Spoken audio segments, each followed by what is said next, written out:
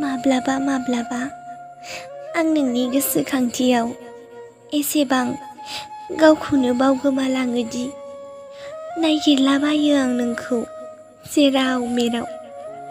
आं फाग्लि बायदि जालाङो नोंनि गोसोखांथियाव आरो जेराव जों सानैजों गिबि खेब लोगो मोनदोंमोन बे जायगायाव दिनै आं हारसिं फैनानै निजोमै जिरायना थायो।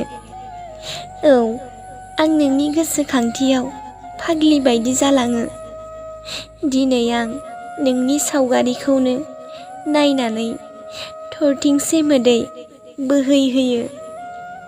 नों नागारना थांखांनायनि उनाव आं गावखौनो गाव समायलायो आं माब्लाबाबो मोजां मोननायनि लैथोआव गब'फिनला होननानै।